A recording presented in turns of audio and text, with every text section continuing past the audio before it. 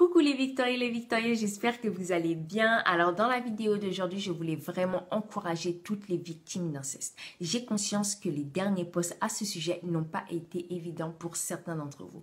Et je vous remercie pour les retours. Mais sachez que c'est fait exprès. Il est temps pour nous, en fait, de pouvoir sortir du silence concernant ce sujet. En fait, si ces posts, je les partage, ce n'est pas juste pour les partager, mais c'est pour appuyer là où ça fait mal, pour mettre des mots sur vos mots, ce qui va vous permettre en fait de voir votre réalité en face. Parce que vous savez, pour bien guérir d'une maladie ou pour bien soigner une blessure, il faut savoir bien l'identifier. Et c'est ensuite qu'on peut réellement en guérir et réellement s'en sortir. Il est surtout temps pour nous de pouvoir mettre fin au tabou, mettre fin à l'omerta qui concerne l'inceste.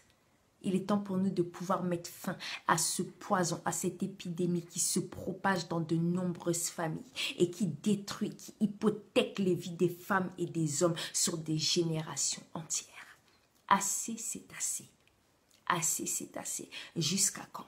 Il est temps pour nous de pouvoir en fait changer les choses à ce sujet. Mais ça va être uniquement quand nous allons sortir du silence et nous positionner face à ces crimes-là.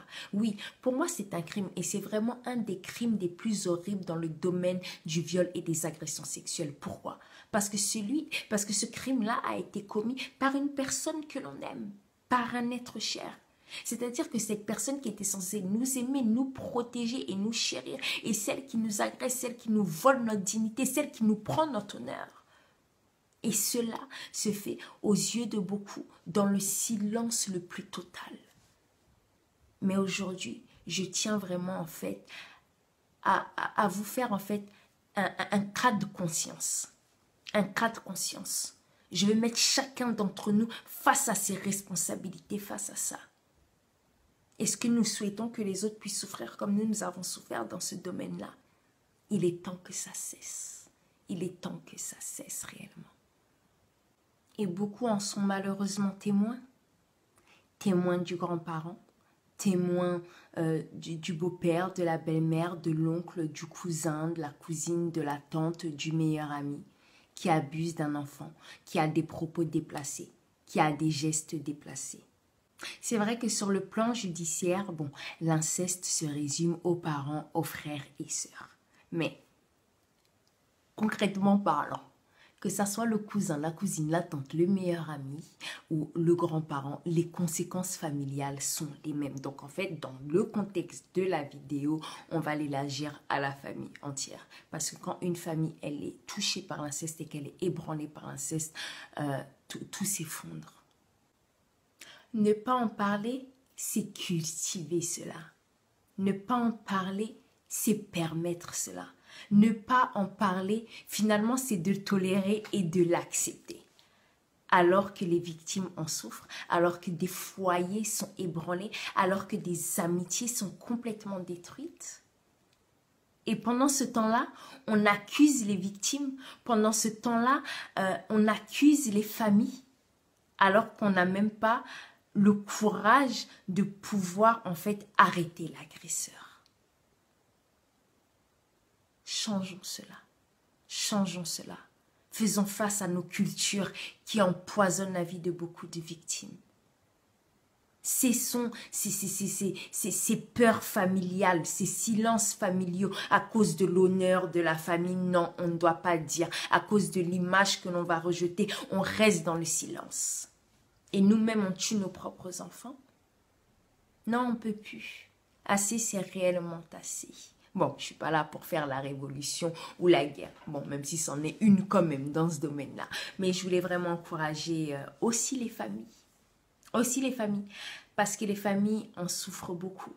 Beaucoup de parents, de cousins, cousines qui n'ont peut-être pas pu agir par peur, sous emprise aussi de l'agresseur, n'ont pas pu protéger aussi la victime. Mais sachez que vous aussi, vous êtes aussi des victimes indirectes. Vous avez droit à l'écoute, vous avez droit à l'amour. Il est important aussi pour vous de pouvoir prendre du temps pour vous restaurer, du temps pour souffler.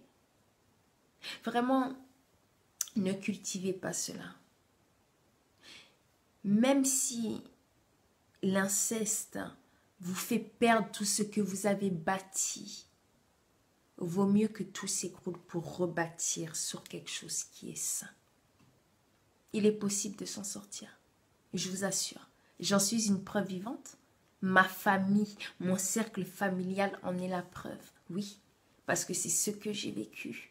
Je pensais que jamais nous allons pu nous en sortir, mais on a réussi à s'en sortir. On a réellement réussi à s'en sortir. Aujourd'hui, j'ai une vie stable et équilibrée. Et aujourd'hui, j'ai pu retrouver une harmonie familiale. Et ça, c'est vraiment important. Donc, sachez que c'est possible de vous en sortir. Je veux vraiment encourager les familles à ne pas, une fois que le secret est sorti, vraiment ne restez pas dans le secret, ne restez pas dans le silence. Soyez unis, parlez-en, soyez forts, aimez-vous, fortifiez-vous les uns les autres. Partagez les souffrances, partagez ce que vous ressentez. Et fortifiez-vous, soyez une force les uns pour les autres, mais ne soyez pas divisés. Ne soyez pas divisés. N'accusez pas la victime qui, elle, porte déjà une double peine.